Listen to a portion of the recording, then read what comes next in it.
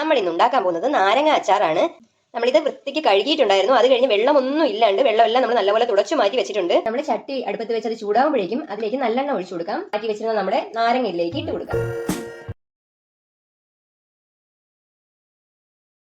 ഇത് നല്ലപോലെ നമ്മൾ വഴറ്റിയെടുക്കണം. കുറച്ച് കഴിയുമ്പോഴേക്കും ഈ നാരങ്ങ പൊട്ടിയിട്ട് അതിന്റെ നീര് തെറിക്കും.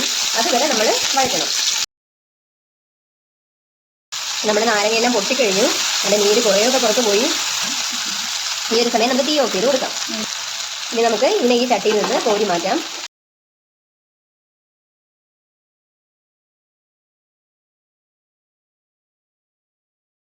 ഇനി നല്ലപോലെ ഇരുന്ന് തണുക്കണം. തണുത്തതിന് ശേഷം കാണിച്ചു തരാം.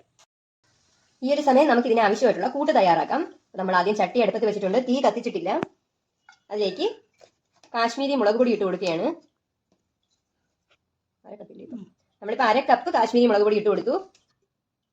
നമ്മൾ 1/2 ടീസ്പൂൺ മഞ്ഞൾപ്പൊടിയും കൂടി ചേർത്ത് കൊടുത്തു. 1/4 ടീസ്പൂൺ ഉലുവാപ്പൊടി, 3/4 ടീസ്പൂൺ കായപ്പൊടിയും കൂടി ചേർത്ത് കൊടുത്തു.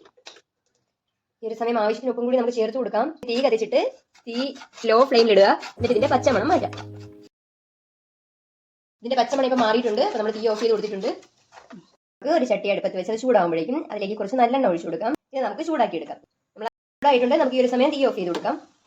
ഇപ്പൊ ഇത് തണുത്തു. ആ ഒരു സമയത്ത് നമുക്ക് ഒരു ടിഷ്യൂ പേപ്പറിൽ ഒരു തുണിയോ എടുത്തിട്ട് അതിന്റെ ചുറ്റുമുള്ള ആ ഒരു കറ തുടച്ചു കൊടുക്കാം. എല്ലാ നാരങ്ങയും തുടച്ചു വെച്ചിട്ടുണ്ട്. നമ്മൾ നേരത്തെ വഴറ്റിയ സമയത്ത് എല്ലാ നാരങ്ങയിലും പൊട്ടൽ വന്നതിലേക്ക് നമ്മുടെ കൂട്ട് നിറച്ചു കൊടുക്കണം.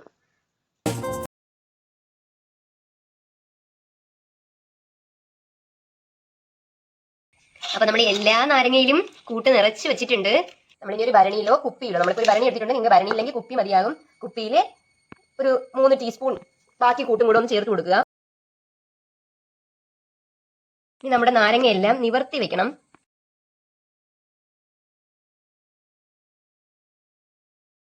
ഇനി നമ്മൾ നേരത്തെ ചൂടാക്കി വെച്ച നല്ലെണ്ണയില്ലേ, അത് അതിന്റെ മേളിലേക്ക് ഒഴിച്ചു കൊടുക്കണം.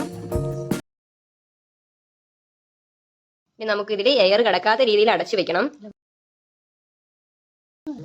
ഇനി ഒരാഴ്ച കഴിഞ്ഞാണ് നമ്മളിത് യൂസ് ചെയ്യുന്നത്. കാരണം ഒരാഴ്ച നമുക്ക് ഇതിനെ മാറ്റി വെച്ചേക്കാം. എന്നിട്ട് നമ്മൾ കാണിച്ചു തരാം. ഇപ്പൊ നമ്മൾ വച്ചിട്ട് ഒരാഴ്ചയായി. നമ്മൾ തുറന്നു നോക്കുകയാണ്.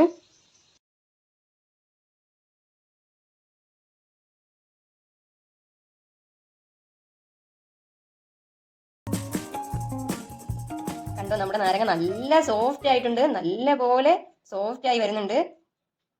ഇങ്ങനെ നമുക്ക് ചോറിനോടൊപ്പം കഴിക്കാം. നല്ല ടേസ്റ്റ് ആണ്. അപ്പൊ ഇത്രയേ ഉള്ളൂ. നമ്മുടെ നാരങ്ങ അച്ചാർ റെഡി.